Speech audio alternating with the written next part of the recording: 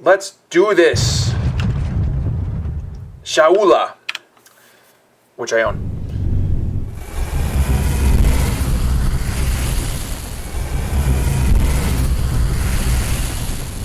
Alright, let's go land on this. Oh my gosh. I'm so afraid. You'd think like a small ship would not attack you. You know, with a giant fleet. Oh, whatever. When you ask one of the market organizers about the local pirate returning with an alien probe, you find out he already sold it. You are then pointed to a large, surprisingly well-kept junkyard, which is something of a miniature shipyard. You would also think, like, authorities would come and try to confiscate it. A few crews working on their ships in the vicinity, adding or switching parts for those they just bought. The junkyard itself is surrounded by half a dozen concrete buildings with defensive turrets on top. A few excavators and bulldozers move ship pieces and other components around, trying to keep everything organized. You tell one of the workers you're looking for the probe, and they leave for a few minutes, heading inside the gray building by the entrance. My dog is downstairs, and she's like being weird. When they come back, they beckon you to go inside, bringing you to a simple office where a middle-aged balding man is waiting. So here you're looking for my latest big acquisition. Mind telling me what has you so interested in it? No reason. Well, you're out of luck. It was sold the day after I got it. Damn shame I couldn't make more advertisement out of it. But the offer was too good. He gets up from his chair and leaves on the table looking at you. Now, I like to keep business organized around here, so of course I know a thing or two about who the buyers are, but I can't just tell you though. I deal with dangerous people at times. One day, I'll tell you where they are, and the other, there's a fleet ready to tear down my business here. If I had, say, 1 million credits to hire some helpers in that case that happened, well, when I'm done, they won't have a fleet to come here. 100,000 should be enough of a tip for pointing me their way. Well, it was worth a try. 100,000 it is. See that? You don't accept the first offer. You do not accept the first offer. You always negotiate. You never know when you can get a better deal. Or sometimes you don't get a better deal, and then they rescind the offer. But who knows? The men who approached me from the machine parts are pirates, though I imagine you already figured that out. They aren't from the south, though. I could tell you that much. Older, better dressed. Said they had read the reports about unknown probe entering Han and wanted it for their business. I asked how they intended to use it. Nobody here had figured out how it worked, but they said they'd find a way to make use of it, have it serve as some kind of surveillance equipment or something like that. What do you think they meant by that? My guess is they're based behind some bottleneck. So they wanted something that could tell them in advance if any Navy or bounty hunter was coming for them. I did get to look at their ship, seemed very well equipped for running away if they knew someone was coming. He tells you the ship the probe was loaded into was a Quicksilver. Oh, heavily modified to make for a stronger warship. You walk out of the junkyard with the information. Prepare your ship to look for the pirates. Quicksilver, huh? Okay.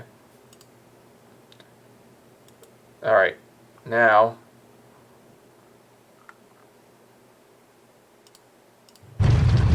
Now where are we going?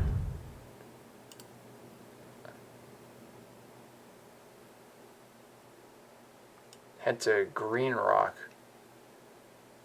Is this Green Rock? Yeah. Reclaim the probe. Search around pirate systems outside the south. This is interesting. It's like a submission of it. It's weird. Well, the pirate systems outside the south, I would suspect that the Quicksilver ones would probably be up here near Syndicate systems. Which, incidentally, I own all the pirate systems.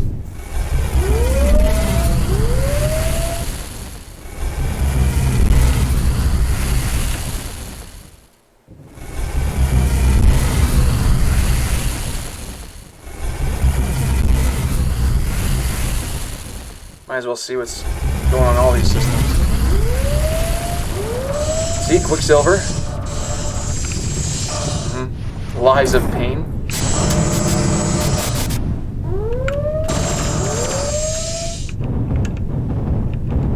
So here's a Quicksilver. Let's see what we got here. Where it at? Where did it go? There it is.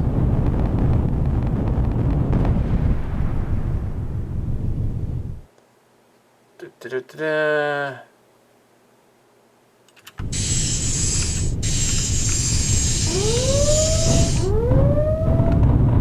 See, these are all Quicksilvers. And they're all dying too. So I'm assuming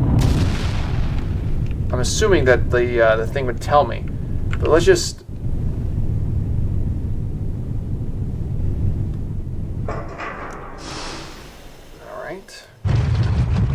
I'm assuming that it would just like appear. And it might not be in this system. It probably is going to be in one of the other systems that north a little bit.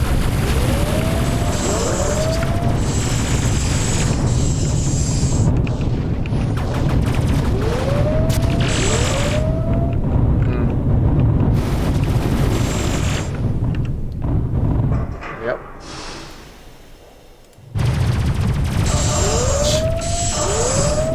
A lot of Quicksilvers here. I suspect it's going to be there, though. I don't know why. I have a sneaking suspicion.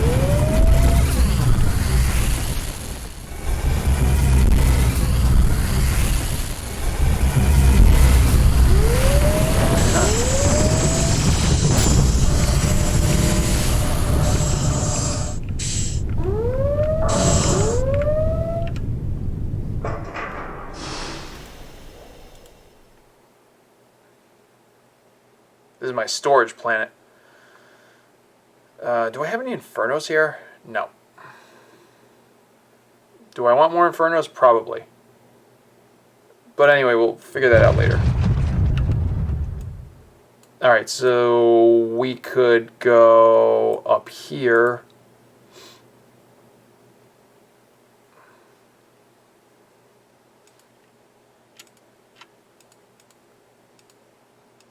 Yeah. Doesn't matter. I don't think so. Nothing going on there. No. Look at how far away. Look at how far away this is. It's crazy. I'm gonna have to speed it up. Oh gosh, wasp.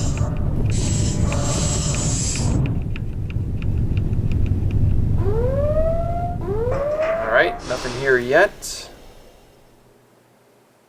Let's get rid of this stuff. What is going on here?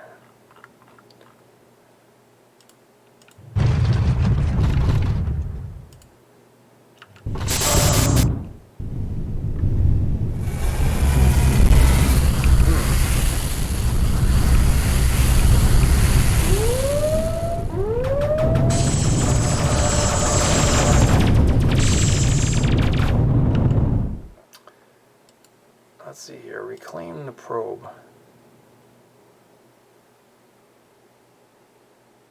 Wow, that was weird. Now it's one mission.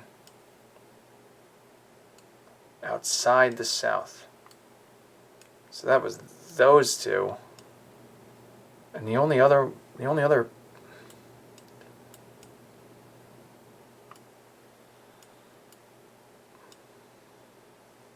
I mean, well, I guess we're going up here.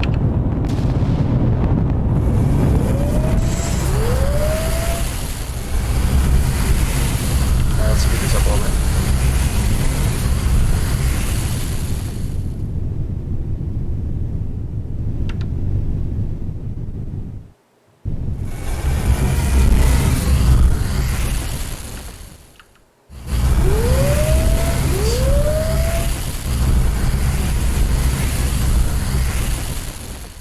Nothing in all laws, too.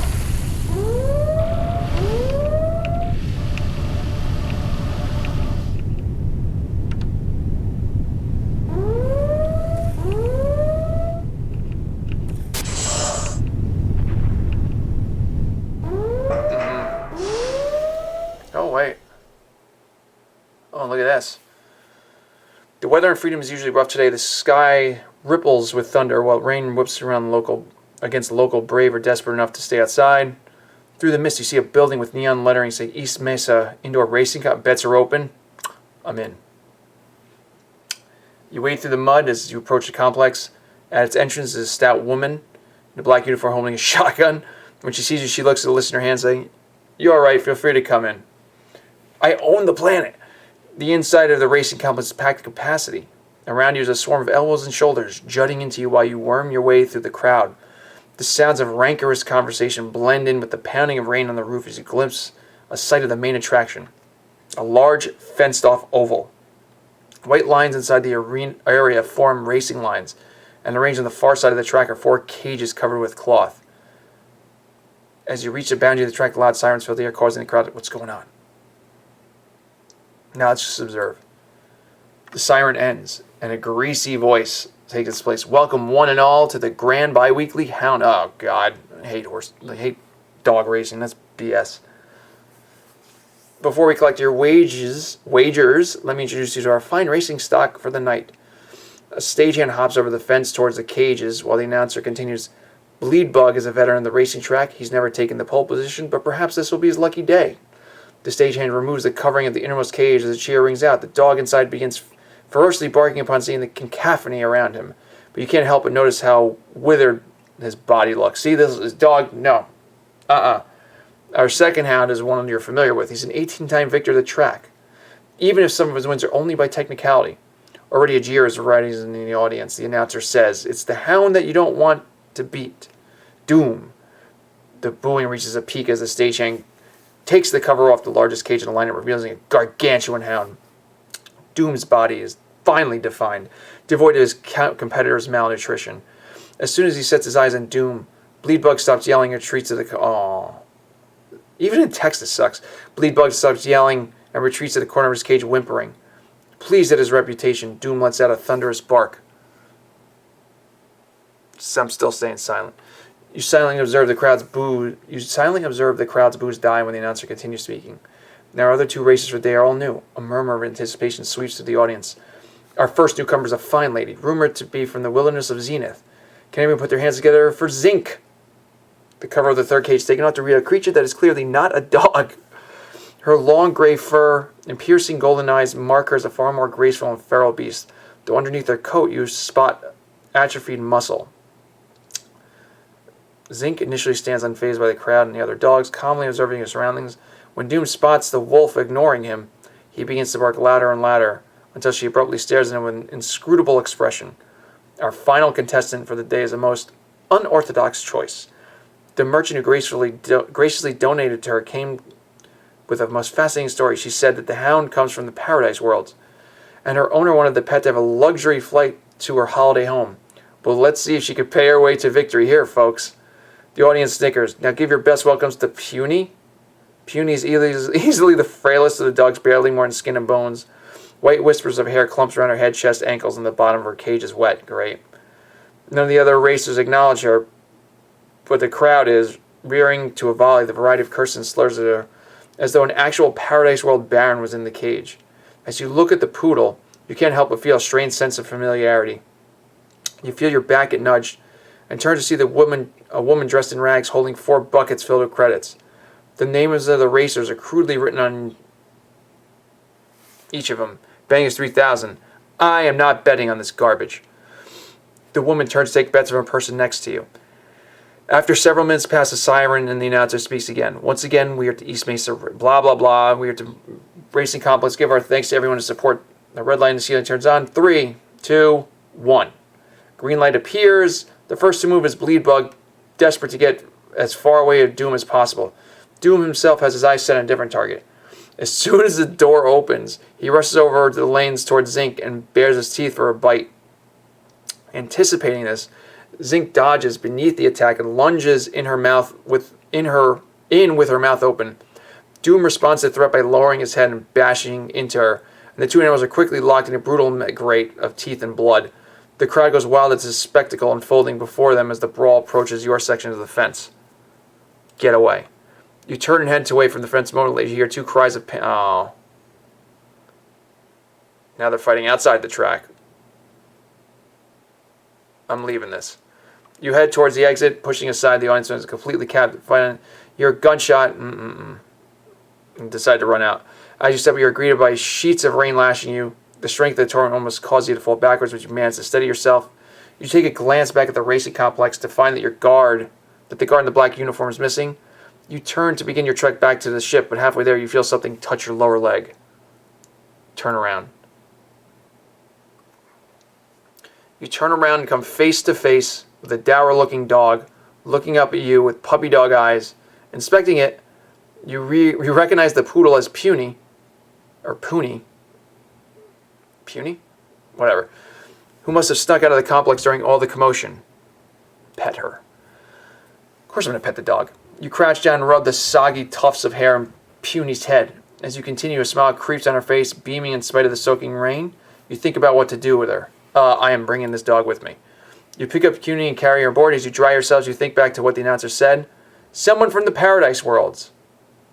Well, we've got another thing to do here, because we are not leaving that dog behind. Meanwhile,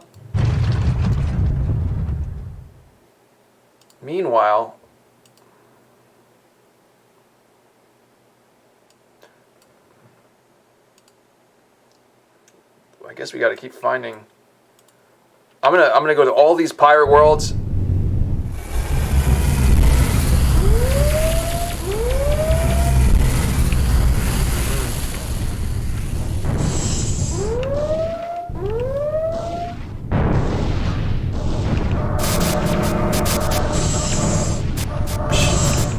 Are you serious? It's crazy. Nothing's really happening here. So, after this one, nothing. So maybe I have to,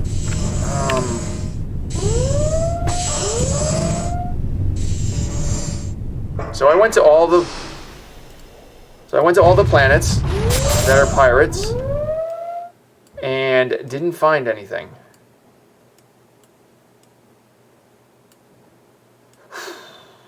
Unless I have to go to the search around the pirate systems. Oh, I actually bet you it's over here somewhere. Or over here. Search around the pirate systems. All right. See, I miss. That was a miss on my part. That was a big miss.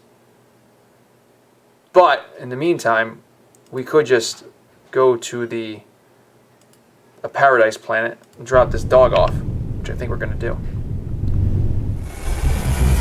Speed this up a little bit. Oh wait, so we got to make sure that I don't really see.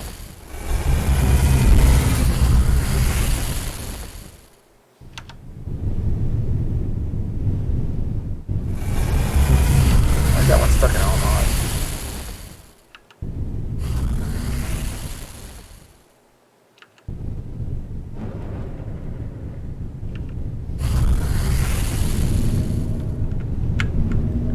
Wait for that one to get here.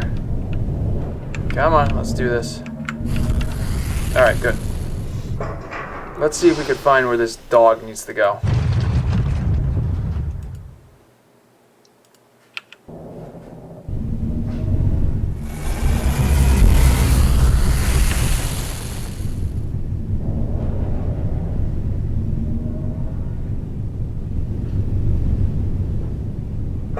Here we go. After landing on Pearl, you look for a way to reach as many people on the planet as possible in order to find Puny's owner. Or Puny. One of the receptionists at a planetary information desk says that she could be put on a notice for a lost dog on a planet-wide notice board. If you're able to put a detailed enough description of Puny, you describe the poodle's appearance to the best of your abilities. I mean, it could always, like, have taken a picture. And you also mention how she's traveling for vacation when she was abducted. When you check back with her secretary, she tells you nobody has approached the offer. Great.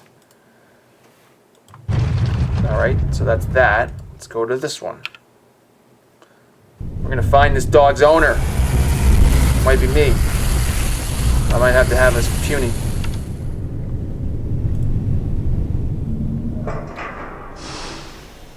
No one has done anything. Okay, so let's done that. So we'll just keep going down. Just keeping an eye on the money situation. 228 million. Nope. We're going to find this dog's owner. I'm telling you, we're going to find it. We're going to find this dog's owner, and everything is going to be great.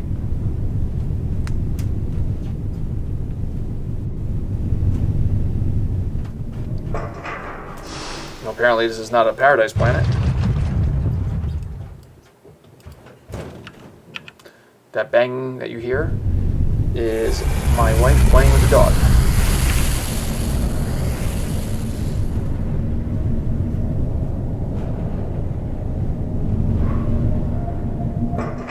Nope. Come on.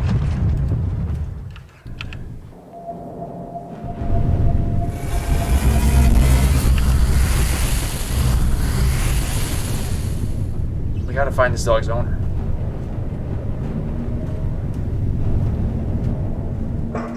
Nope.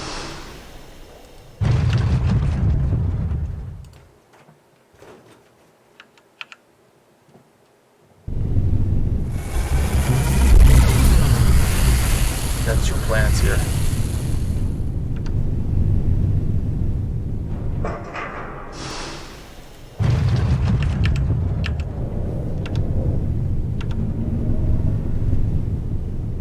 Nope.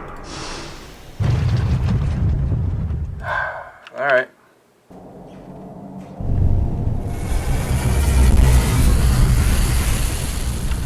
I'll speed this up a little bit so we can get going here. Nope. Come on, where is this thing?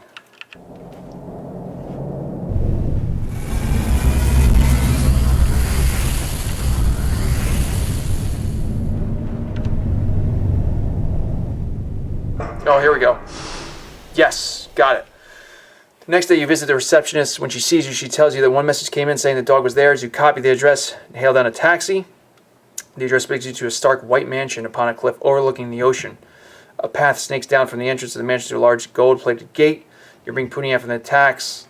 You bring Puny out from the taxi and ring the doorbell next to his gate. A minute later, a servant in a prim suit approaches. As soon as she sees him, Puny straightens up, holding her head high. Yeah. I'm here to return that missing pet. Ah, you're the one with the dog. Come inside. Mistress has been expecting you. The walk to the front of the house is arduous. You pass through several different stadium-sized gardens along the way, each dedicated to a different type of biome. Looking up at the sky, you see remnants of clouds contort unnaturally around visible pillars. As you follow the servant, he looks back at you repeatedly, checking that you're still following. You decide to look behind yourself and see Puny eagerly following. She is somewhat recovered from her time on freedom, but her body is still little more than skin and bone. By the time you reach the mansion, your skin is slightly sunburned. Wow. The servant walks up to the oddly tall door and presses the doorbell before moving off to the side, hands folded behind his back. The bell is answered by a woman with a monstrous hairdo, barely able to fit in the doorway. Puny breaks into barking as soon as she sees her, but the woman ignores the barking and says, "Walters, who is this?" "It's the captain who put out a description of Pookie, Madame Pemfrey," the servant replies. When she hears this, Pemfrey's expression changes from annoyance to elation. "Really? Oh, I can't thank you enough for this, dearie. How was it rescuing her? Did you have to barter with the smugglers to track her down? Chase kidnappers to free her? Battle with warlords for her safety?" Wait, did you say Pookie? Of course. What? Why? You did not realize that the purebred you saved was none other than the great Pocahontas? What? Now show me my darling. You pick up Puny and show her to the lady. When she makes eye contact with the poodle, her face contorts with anger. "What do you take me for, some kind of dirt belter?" "What do you mean?" Pemfrey thrusts an accusation. "My dog would never be as scruffy, as ugly as this mutt. You're trying to deceive me by picking some mongrel off the street and claiming it as mine." Walters walks up to his master saying, "But madame, how could this captain provide such an accurate description of how Pookie was abducted if..." Pemfrey snaps her head and looks back to the servant. "Walters, I thought you were on my side." She holds her hands on her chest. "It would be such a shame if you ruined your friendship like this. Our friendship. Why, I wouldn't be able to bear to keep you around if you betrayed me like that." Walter shoots a desperate glance at you while trying to step back, but otherwise says nothing. Now, where was I? Oh, right, you. Out, now. She claps twice, jumping Walters to attention, who beckons you and Puny back to the gate to the mansion. You slam the door of the taxi as Walters locks the gate. The return journey is somewhat somber, with even Puny wearing a frown. When you look back up from Puny, you find yourself in a far more humble region of Hestia. The grandiose manors built in impossible locations are far distant, replaced with a small suburban town that would not look out of place in a dirt belt, were not for the picturesque mountain ranges surrounding it. While this town is less well than the neighboring estates, it is still unmistakably on a paradise world, with the street lamps have come and polished to a wasteful degree. As you pass the commercial district, your eyes catch a sign that says, Antent & Co. Animal Adoption Agency. I'm in. We stop there. We go to the adoption center. The inside of the agency is decorated with pale blue wallpaper. To each side of you are rows of plastic chairs, and in front of you a receptionist looking down at his nails. When he notices you, he lazily says, "Welcome, welcome. What can I do for you?" I point at the dog. "Can you find a home for this dog?" The receptionist leans over the counter. Look, wow, that's a sorry-looking puppy. What's her name? I don't know. Well, I'm sure we'll figure out a name for her eventually. The receptionist steps forward to pick up the poodle before saying, "We'll make sure she gets plenty of love and care and love. Thank you for bringing her to us." See? Did a good deed. Don't you feel good for doing a good deed?